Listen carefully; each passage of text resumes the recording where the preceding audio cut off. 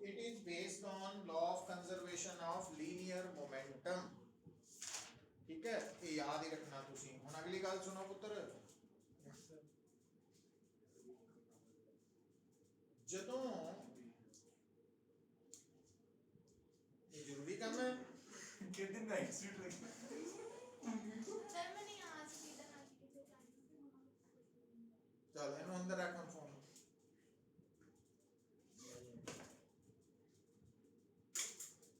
हुण जो रॉकेट है, सुनो पुत्र, रॉकेट नू एरोप्लेन हेलीकॉप्टर ਉਹਦੇ ਨਾਲ मिक्स नहीं करना। रॉकेट द प्रिंसिपल है law of conservation of linear momentum, मतलब रॉकेट इवन वैक्यूम च भी मूव कर सकता है। जबकि जो एरोप्लेन है या हेलीकॉप्टर है ये काहदे ते बेस्ड है, इसका प्रिंसिपल आप पढ़ांगे एक दो महीने बाद, वारी आएगी बर्नौलीज थ्योरम।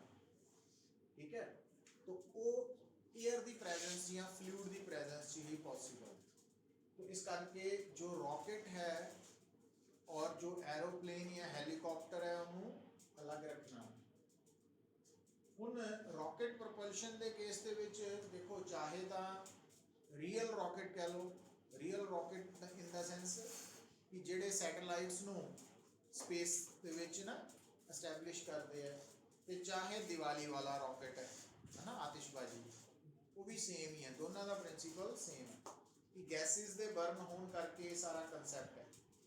हुण इहदे विच क्योंकि फिर गल भी MCQ फॉर्म दे विच साडा एक टॉपिक आना वा, तो इहदे विच आपां डेरिवेशन वाल तां ज़्यादा ध्यान नहीं देना। तो सिचुएशन को समझो कि अगर रॉकेट प्रपल्शन के केस दे विच बेटा से स्टार्टिंग टाइम, उस वक्त रॉकेट का मास है m0, मतलब ये वो टाइम है जो रॉकेट के अंदर जिहड़ा फ्यूल है वो बर्न होना स्टार्ट होने लगा, बस हो गया, तो जीरो टाइम है।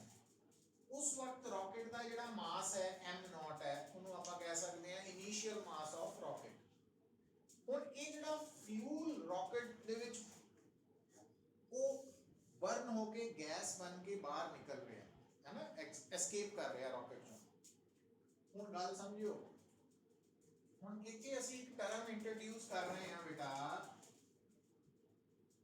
dm/dt। dm/dt का मतलब है rate of burning of fuel. Rate of burning of fuel का मतलब एक सेकंड दे विच कितना मास फ्यूल दा बर्न होके गैस बन के बाहर निकल रहा। तो dm/dt का मतलब rate of burning of fuel, एक सेकंड दे अंदर कितना मास फ्यूल है ना वो गैस बन के बाहर निकल रहा। हुण उहदे नाल होएगा कि जेड़ा तुहाडा रॉकेट है, क्योंकि उहदे विच जेड़ा फ्यूल है वो जदों हौली हौली करके रॉकेट चो बाहर निकली जाएगा गैस बन के, है ना, तो रॉकेट का अपना खुद का मास टाइम दे नाल डिक्रीज करेगा, घटेगा, है ना, हल्का हो जाना रॉकेट ने। इदा ही होएगा जो किसी चीज चो ऑब्जेक्ट बाहर निकल जाए, चीज बाहर निकले तो उन्हें हल्का होना। हुण ये जिहड़ा रॉकेट है इहदे विच dm/dt का मतलब आपां की लेना, rate of burning of fuel, है ना, ये याद रखना, मैं भूलियो ना। हुण कुछ देर बाद ये जिहड़ा तुहाडा रॉकेट है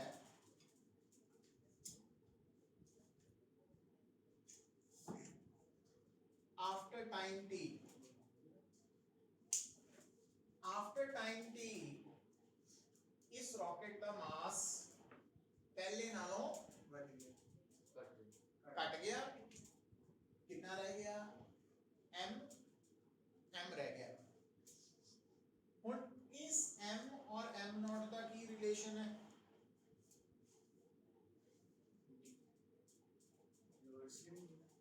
थोड़ा सोचिए आप कि अगर थानू कोई बोले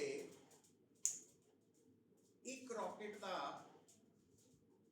शुरू च इनिशियल मास है, न्यूमेरिकल लिखी लो ताकि क्लैरिटी च गल करिए। विश्व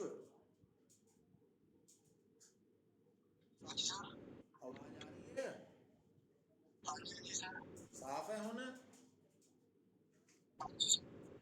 खुशी Sania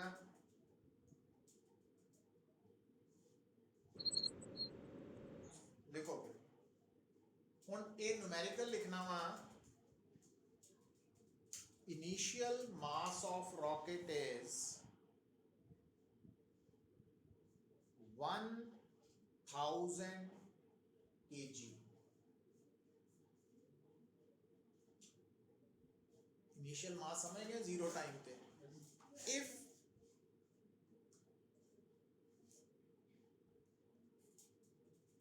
fuel in the rocket is burning, if fuel in the rocket is burning at the rate of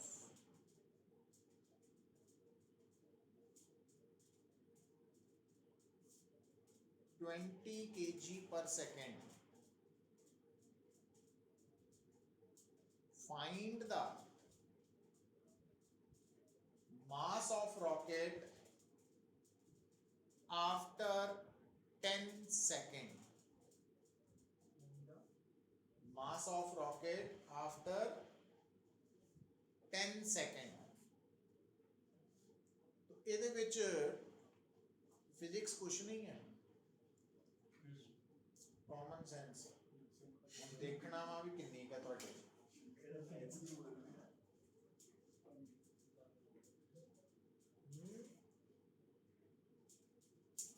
10 second बाद दा रॉकेट का मास कितना रह जाएगा? देखो 8 कितना घटिया 20 into 10 करता। हाँ हम गल देखो सारे ਨੂੰ पता लगा कि नहीं? तो बस ਉਹਨੂੰ ਹੁਣ ਆਪਾਂ ਇੱਥੇ ਐਕਸਪ੍ਰੈਸ਼ਨ ਦੀ ਫਾਰਮ ਚ ਲਿਖਣ ਲੱਗੇ ਹਾਂ। ਹੁਣ ਤੁਹਾਡੇ ਨੂਮੈਰੀਕਲ ਚ 1000 ਕੌਣ ਹੈ? ਹੈ ਨਾ? ਤੁਸੀਂ ਕੀ ਕਿਦਾਂ ਕੀਤਾ? ਤੁਸੀਂ ਆਫਟਰ 10 ਸੈਕਿੰਡ ਜਿਹੜਾ ਮਾਸ ਹੈ ਉਹ ਕਿਦਾਂ ਕੱਢਿਆ? 1000 ਦੇ ਵਿੱਚ ਆ 1000 ਹੈ ਮਾਈਨਸ 20 kg per second ਜਿਹੜਾ ਮਾਸ ਬਰਨ ਹੋ ਰਿਹਾ ਉਹਨੂੰ ਕਿੰਨੇ ਟਾਈਮ ਨਾਲ ਮਲਟੀਪਲਾਈ ਕੀਤਾ? 10 ਸੈਕਿੰਡ ਨਾਲ ਮਲਟੀਪਲਾਈ ਕੀਤਾ ਤਾਂ ਤੁਹਾਡਾ ਆਨਸਰ ਕਿੰਨੇ ਕੱਢਿਆ ਨਾ? Yes. और एक्चुअली आ है, ठीक है? और 20 kg per second किधर बराबर है? dm by dt। dm by dt 10 second की है t is equal to जेड़ा आंसर आया वो केड़ा मास है? आही वाला मास है ये आफ्टर टाइम t कितना मास रह गया? समझे कि नहीं समझे? इन्हों हुन भूलना नहीं, ये समझ गए हैं ना? हुन याद करना है, याद करके रिटेन रख कि रॉकेट दे केस च अगर इनिशियल मास m0 है ते rate of burning of fuel dm by dt है तो आफ्टर टाइम t रॉकेट दा मास निकालने लिए केड़ा फार्मूला लगेगा?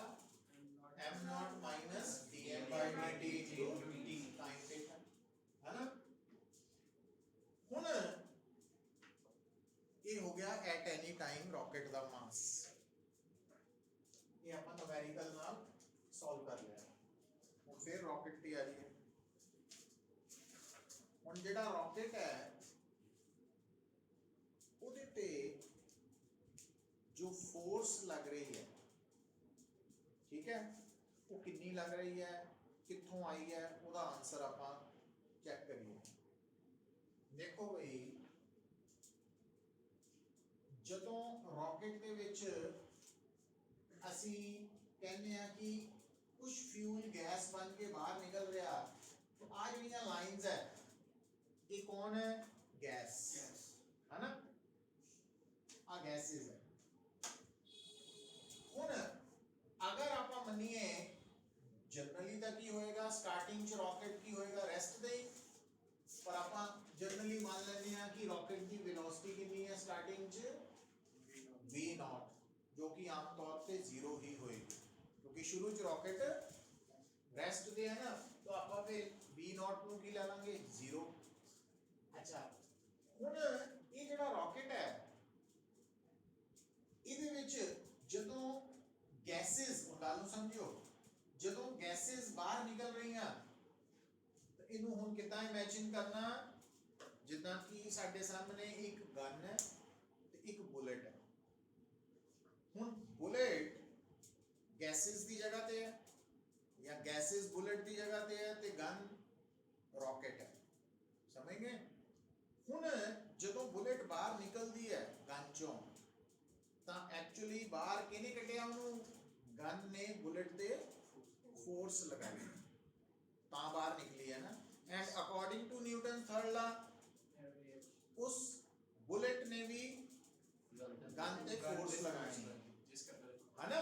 ਇਹਦਾ ਮਤਲਬ ਕੀ ਹੋ ਗਿਆ, ਇਹ ਜਿਹੜਾ ਫਿਊਲ ਗੈਸ ਬਣ ਕੇ ਬਾਹਰ ਨਿਕਲ ਰਿਹਾ, ਰॉकेट ਇਹਦੇ ਤੇ ਫੋਰਸ ਲਗਾ ਰਿਹਾ ਤੇ ਅਕੋਰਡਿੰਗ ਟੂ ਨਿਊਟਨ ਥਰਡ ਲਾ ਫਿਊਲ ਰॉकेट ਜਿਹੜੀਆਂ ਐਗਜ਼ੌਸਟ ਗੈसेस ਹੈ, ਬਾਹਰ ਨਿਕਲਣ ਵਾਲੀਆਂ ਗੈसेस ਹੈ, ਰॉकेट ਤੇ ਫੋਰਸ ਲਗਾ ਰਹੀ ਹੈ। ਹੁਣ ਫੋਰਸ ਲੱਗਣ ਕਰਕੇ ਹਰ ਬਾਡੀ ਕੀ ਕਰਦੀ ਹੈ? ਐਕਸਲਰੇਟ, ਔਰ ਐਕਸਲਰੇਟ ਦਾ ਮਤਲਬ ਉਹਦੀ ਵੈਲੋਸਿਟੀ ਚੇਂਜ ਹੁੰਦੀ ਹੈ। तो अगर वेलोसिटी चेंज ਹੁੰਦੀ ਹੈ ਤਾਂ ਕਿਉਂਕਿ ਇਹ ਗੈसेस ਜਿਹੜੀਆਂ ਕਿ ਰॉकेट ਚੋਂ ਬਰਨ ਹੋ ਕੇ ਬਾਹਰ ਨਿਕਲ ਰਹੀਆਂ ਵਾ ਫਿਊਲ ਦੇ ਬਰਨ ਹੋ ਕੇ, ਇਹਨਾਂ ਨੇ ਰॉकेट ਤੇ ਕੀ ਲਗਾਣੀ ਹੈ? ਫੋਰਸ। ਤਾਂ ਰॉकेट ਐਕਸਲਰੇਟ ਹੋ ਰਿਹਾ ਤਾਂ रॉकेट ਦੀ ਵੈਲੋਸਿਟੀ ਇਨੀਸ਼ੀਅਲ ਵੈਲੋਸਿਟੀ ਤੋਂ ਕੀ ਹੋ ਜਾਣੀ ਹੈ? ਬਦਲ ਜਾਣੀ ਹੈ। ਉਹ ਕਿਉਂ ਬਦਲੀ? ਕਿਉਂਕਿ रॉकेट एक्सेलरेट हो रहा है, एक्सेलरेट हो रहा है। ये वाला एक्सप्लोरेशन वाला बड़ा एक्सप्लोरेशन वाला एक्सेलरेशन होती है change in the velocity with respect to time. Acceleration आंदी कदों है? कोई बॉडी एक्सेलरेट कदों करती है? वेलोसिटी चेंज हो रही है, ਜਦੋਂ वेलोसिटी चेंज ਹੁੰਦੀ ਹੈ, ਜਦੋਂ ਤੇ ਫੋਰਸ ਲੱਗਦੀ ਹੈ है ना। पोजीशन नहीं, वेलोसिटी चेंज होए फोर्स दे लगन करके, है ना। हुन ए रॉकेट ते फोर्स लग रही है, कौन लगा रहा? जेड़ियां गैसेस है ना, एग्जॉस्ट गैसेस जेड़ियां बाहर निकल रही हैं वो लगा रही हैं। हुन अगर इस रॉकेट ते फोर्स लग रही है मतलब ये रॉकेट एक्सेलरेट हो रहा तो ओदी वेलोसिटी टाइम दे नाल चेंज हो रही है, मींस जो पिछले टाइम ते वेलोसिटी सी वो हुन जे वही रहे तो फिर की होएगा? टाइम अलग है ना दोनों का, एक जीरो टाइम है एक टी टाइम है, इस करके वेलोसिटी v हो चुकी है। अच्छा हुन अगली गल इस तो भी इंपॉर्टेंट है, ध्यान देना। आ ਜਿਹੜੀਆਂ ਗੈसेस है ਇਹਨਾਂ ਦੀ ਆਪਣੀ वेलोसिटी है, ठीक है। ਹੁਣ ਗੱਲ ਨੂੰ ਸਮਝੋ, ਹੁਣ ਇੱਥੇ ਸਿਚੁਏਸ਼ਨ ਕੀ ਹੈ, ਜਦੋਂ ਆਪਾਂ ਨਾ ਕਹਿੰਦੇ ਆ ਬੋਡੀ ਦੀ वेलोसिटी, तो ਜਦੋਂ ਇੰਨਾ ਕਹਿ ਕੇ ਚੁੱਪ ਹੋ ਜਾਂਦੇ ਆ ਤਾਂ ਐਕਚੁਅਲੀ ਜਦੋਂ ਤੁਸੀਂ ਕਿਸੇ ਵੀ ਬੋਡੀ ਦੀ ਪੋਜੀਸ਼ਨ, ਵੈਲੋਸਿਟੀ, ਐਕਸਲਰੇਸ਼ਨ ਇਹਦੇ ਬਾਰੇ ਦੱਸਣਾ ਵਾ ਤਾਂ ਵਿਦਆਊਟ ਰੈਫਰੈਂਸ ਆਬਜੈਕਟ ਪੋਸੀਬਲ ਹੈ ਦੱਸਣਾ? ਨਹੀਂ। ਤੇ ਜੇ ਸਾਡੀ ਸਟੇਟਮੈਂਟ ਦੇ ਵਿੱਚ ਰੈਫਰੈਂਸ ਆਬਜੈਕਟ ਮਿਸਿੰਗ ਹੈ ਤਾਂ ਫਿਰ ਉੱਥੇ ਕੌਣ ਰੈਫਰੈਂਸ ਹੁੰਦਾ? Earth, any point fixed on the surface of earth, है ना। तो ਜਦੋਂ ਅਸੀਂ ਕਹਿੰਦੇ ਆ ਕਿ v नॉट ਕੀ ਹੈ तो v नॉट है, लिख लो इनिशियल वेलोसिटी ऑफ रॉकेट, इस तो बाद कुछ नहीं ना लिखा? यस। तो ਇਹਦਾ मतलब ब्रैकेट्स की लिख सकते हैं विद रिस्पेक्ट टू अर्थ। तो v नॉट की है विद रिस्पेक्ट टू अर्थ, तो v की है की है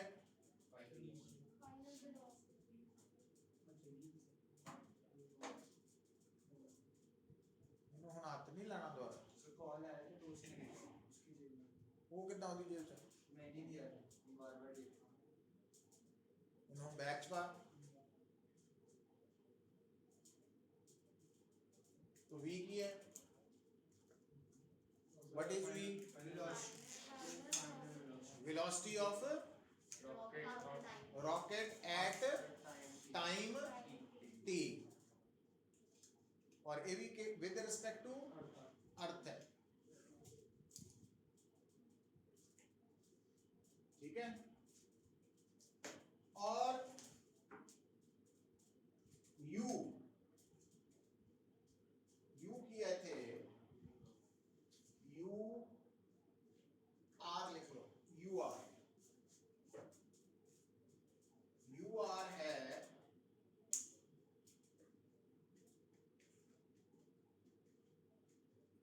velocity of exhaust gases with respect to rocket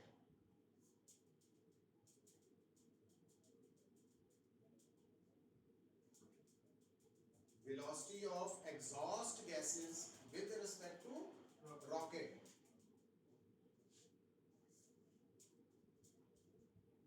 ਹੁਣ जो v है वो केदी वेलोसिटी है velocity of rocket at time with respect to u r केदी वेलोसिटी है velocity of with respect to rocket है ना फर्क है मतलब दोनों का रेफरेंस अलग अलग है अच्छा ਹੁਣ बेटा क्योंकि डेरिवेशन आपा करनी नहीं ਹੁਣ मैं सीधा रिजल्ट लिख रहा कि अगर रॉकेट ਦੇ ਵਿੱਚ ਜਿਹੜੀਆਂ ਗੈसेस ਹੈ ਉਹਨਾਂ ਦੇ ਬਾਹਰ ਨਿਕਲਣ ਦੀ velocity with respect to rocket ਦਿੱਤੀ ਹੋਏ ਤਾਂ ਉਹ ਕਿਹੜੀ ਕੁਆਂਟੀਟੀ ਦਿੱਤੀ ਹੈ ur ਜੇ ਸਾਨੂੰ velocity of gases with respect to rocket ਦਿੱਤੀ ਹੈ ਵੈਲਿਊ ਇਟ ਮੀਨਸ ਸਾਨੂੰ ur ਦਿੱਤਾ ਤੇ dm/dt ਕੀ ਦੱਸਿਆ ਸੀ ਤੁਹਾਨੂੰ हाँ कितने टाइम दे विच है ना तो हुन बेटा लिखो force experienced by rocket due to exhaust gases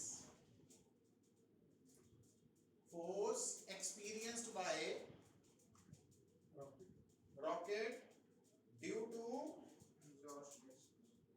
exhaust gases तो उसका फार्मूला है F is equal to minus ur into dm/dt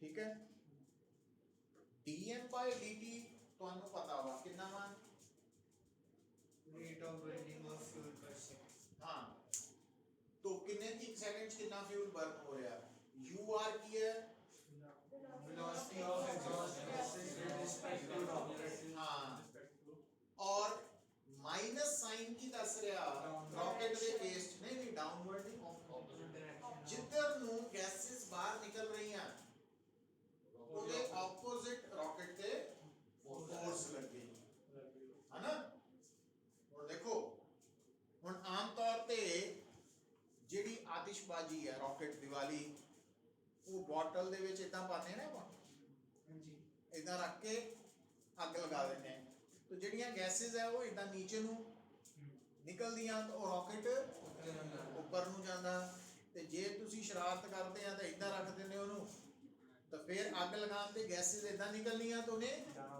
ਉਧਰ ਨੂੰ ਜਾਣਾ ਨਾ ਐਕਸੀਡੈਂਟ ਹੋ ਸਕਦਾ ਕਿਸੇ ਨਾਲ ਵੀ ਉਹ ਇਦਾਂ ਕਰਨਾ ਨਹੀਂ ਮਤਲਬ ਜਿੱਧਰ ਨੂੰ ਗੈसेस ਐਸਕੇਪ ਕਰਨੀਆਂ ਉਹਦੇ ਤੋਂ ਆਪੋਜ਼ਿਟ ਡਾਇਰੈਕਸ਼ਨ 'ਚ फोर्स लगेगा समझ गए और कितनी लगनी है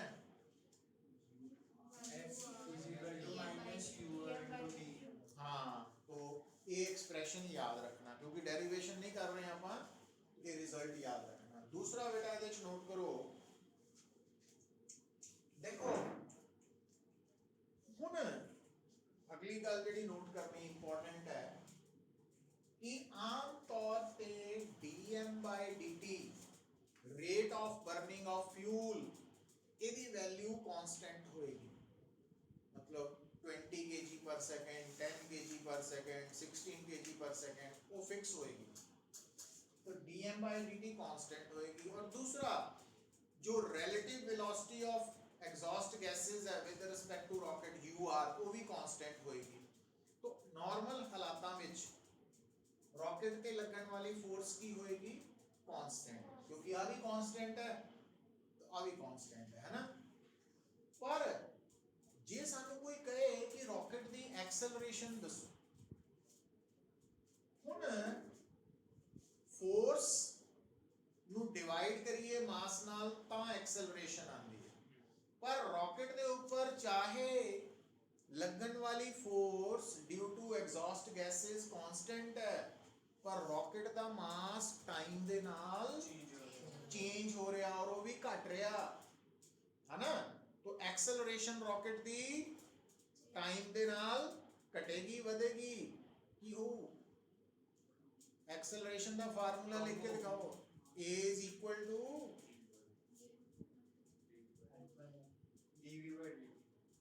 a is equal to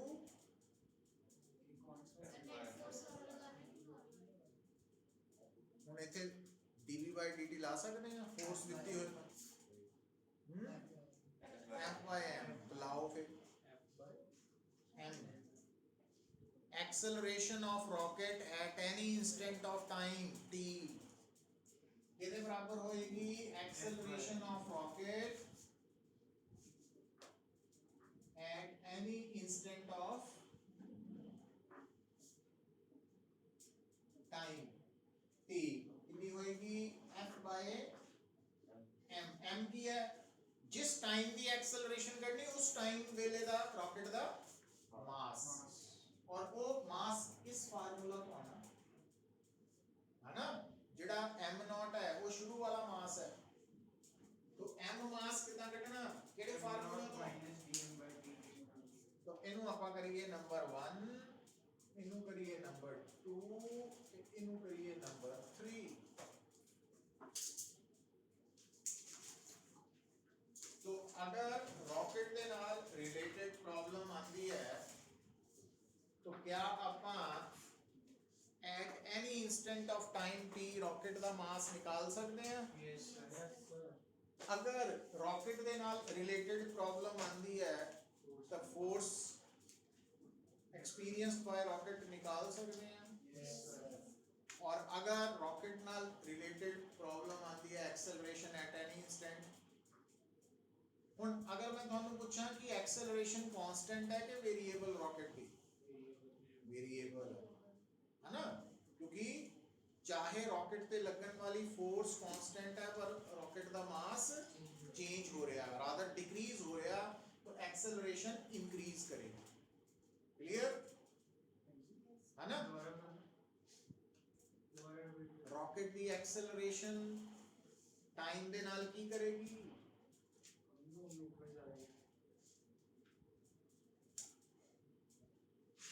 पर नहीं ध्यान देना, इक्वेशन पे ध्यान देना नंबर 3 पे। इक्वेशन 3 नजर आ रही? ਇਹਦੇ ਚ f ਕੀ है? कांस्टेंट है कि वेरिएबल? मास वेरिएबल। मास घट रहा कि बढ़ रहा? नहीं पहला की बोले ऊपर जाना घटदा, मतलब जब रॉकेट शुरू होगा तो घटेगा ही मास, वो तो अलग चीज है ना। तू क्या ऊपर जाना घट रहा, फ्यूल बर्न होके बाहर निकल रहा ता घट रहा, ऊपर ना भी जावे जे रॉकेट इतना चलाता तो ऊपर थोड़ी जाना, पर मास घटना। और मास घट रहा, फोर्स कांस्टेंट है, एक्सेलरेशन की हो है डिक्रीज घटेगी, डिक्रीज करेगी घटेगी। ये केड़ा मैथमेटिक्स पढ़ी जाना तुम? सर ये वेट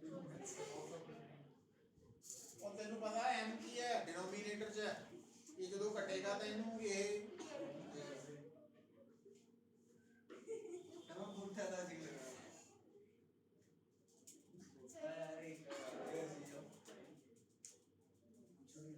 ਹੁਣ ਲਿਖੋ ਓਕੇ ਕਾਹਦਾ ਕਰਨਾ रिकॉर्डिंग में ओके ओके नहीं होती ना ਹੈ फिर रिकॉर्डिंग खराब हो जाती ਤੂੰ ਚਾਹਨਾ ਵੀ ਇਦਾਂ ਦੀ ਰਿਕਾਰਡਿੰਗ ਰੱਖਾਂ ਮੈਂ ਜਿੱਦਾਂ ਦੇ ਜਵਾਬ ਤੂੰ ਦੇਣ ਡਿਆ ਹੈ सही भी समझ गए ਹੁਣ ਲਿਖੋ ਪੁੱਤਰ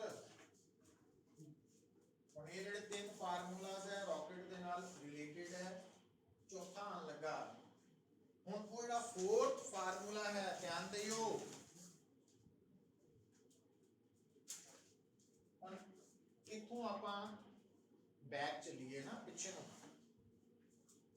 ਹੁਣ F ਕਿਹਦੇ ਬਰਾਬਰ ਹੁੰਦਾ ਮਾਸ ਇਨਟੂ ਐਕਸਲਰੇਸ਼ਨ ਹੁਣ ਐਕਸਲਰੇਸ਼ਨ ਨੂੰ dv/dt ਲਿਖ ਸਕਦੇ ਹਾਂ है ना तो F is equal to आ वाली equation mass into dv by dt is equal to minus ur और आ ਕੀ ਹੈ ਇਹਨੂੰ कैपिटल M ही कर लो अच्छा ਇਹਨੂੰ फिर सारे शुरू ਤੋਂ ਲੈ ਕੇ end तक रेट क्योंकि आप सिंबल M लिया ना कैपिटल फिर नहीं तो कंफ्यूज हो जाएंगे आप शुरू तो लेके एंड तक जिथे dm/dt है उस M कैपिटल ही ले लो है ना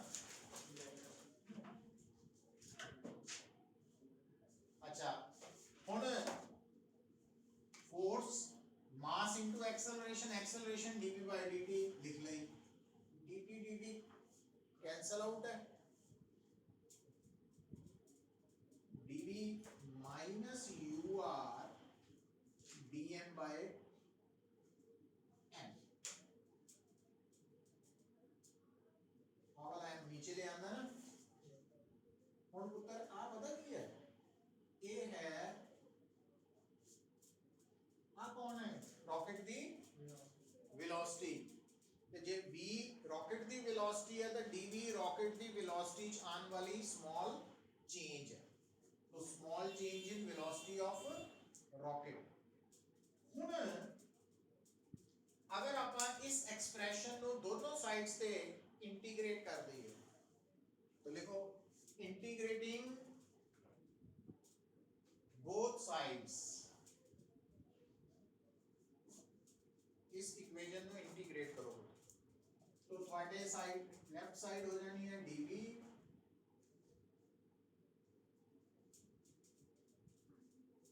ठीक है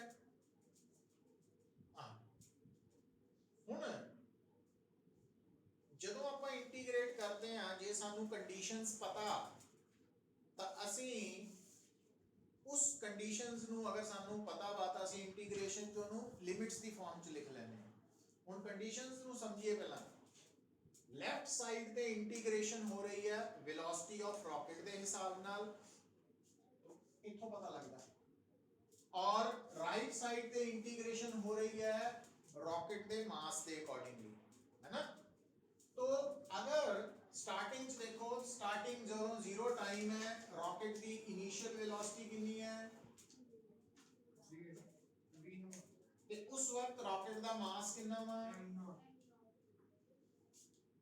तो ये वेलोसिटी दी इनिशियल वैल्यू ये मास दी इनिशियल वैल्यू तो आफ्टर टाइम t रॉकेट का मास कितना वा मास m और वेलोसिटी ये लिमिट्स आ गई हैं हुन पुत्र सॉल्व करना हुन इंटीग्रेशन नु सॉल्व करते वक्त हमेशा कांस्टेंट टर्म नु बाहर कढ लईदा और ਤੁਹਾਨੂੰ ਦੱਸਿਆ कि रॉकेट वाली प्रॉब्लम ਜਿਹੜੀ ur है वो कांस्टेंट ही होनी है तो dm/dt भी dm/dt कांस्टेंट होना dm नहीं dm/dt पर इतने dm/dt तो है नहीं ur ही है तो उन्होंने की करो इंटीग्रेशन जो बाहर काट के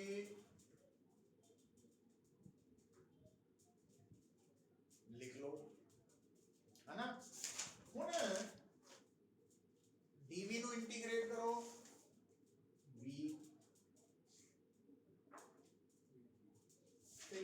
dm/m ਨੂੰ ਇੰਟੀਗ੍ਰੇਟ ਕਰੋ। ਹੁਣ ਇੱਥੇ ਤੁਹਾਨੂੰ ਯਾਦ ਆਣਾ ਚਾਹੀਦਾ ਐਕਚੁਅਲੀ dx/x ਇਹਦੀ ਇੰਟੀਗ੍ਰੇਸ਼ਨ ਹੁੰਦੀ ਹੈ log x। ਹੁਣ ਇੱਥੇ ਧਿਆਨ ਨਾਲ ਇਹਨੂੰ ਅੰਡਰਲਾਈਨ ਕਰ ਲਓ ਤਿੰਨ ਚਾਰ ਵਾਰੀ ਵੀ ਇਹ ਨਾਰਮਲ ਇੰਟੀਗ੍ਰੇਸ਼ਨ ਨਹੀਂ, ਰੂਟੀਨ ਵਾਲੀ ਨਹੀਂ ਹੈ, है ना, ना ही एबनॉर्मल भी नहीं है, मतलब अलग याद रखने वाली है ना, भी ये नॉर्मल वेज नहीं आनी भी अपन कहिए भी। तो dm/m ये ਜਿਹੜੀ इंटीग्रेशन है ਇਹਦਾ रिजल्ट आना log m, क्योंकि ਜਦੋਂ ਆਪਾਂ dx/x ਨੂੰ ਇੰਟੀਗ੍ਰੇਟ ਕਰਦੇ ਹਾਂ ਤਾਂ log x ਆਨਸਰ ਹੁੰਦਾ ਉਹਦਾ। ਠੀਕ ਹੈ, ਇਹਨੂੰ ਅੰਡਰਲਾਈਨ ਕਰ ਲੈਣਾ ਵੀ ਧਿਆਨ ਚ ਰੱਖਣਾ ਪੈਂਦਾ ਸਾਨੂੰ ਇਹ ਗੱਲਾਂ ਨੂੰ। ਹੁਣ ਬੇਟਾ ਲਿਮਿਟਸ ਪੁੱਟ ਕਰੋ ਤਾਂ v - v0 =-ur। ਹੁਣ log m ਦੇ ਵਿੱਚ m ਨੂੰ ਪਹਿਲਾਂ ਫਾਈਨਲ ਮਾਸ ਨਾਲ ਮਾਈਨਸ ਫਿਰ ਛੋਟਾ ਇਨੀਸ਼ੀਅਲ ਮਾਸ ਦੇ ਨਾਲ ਰਿਪਲੇਸ ਕਰਾਂਗੇ ਨਾ ਆਪਾਂ। ਹੁਣ ਬੇਟਾ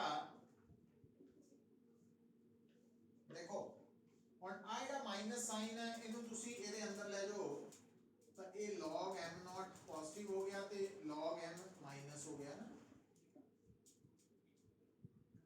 ਹੁਣ log ਦੀ ਪ੍ਰੋਪਰਟੀਜ਼ ਵੀ ਦੱਸੀ ਸੀ, ਇਹਨੂੰ ਵੀ ਅੰਡਰਲਾਈਨ ਕਰ ਲਓ, ਮਤਲਬ log a minus log b ਨੂੰ ਬੇਟਾ log a ਓਵਰ b ਲਿਖਦੇ ਆ।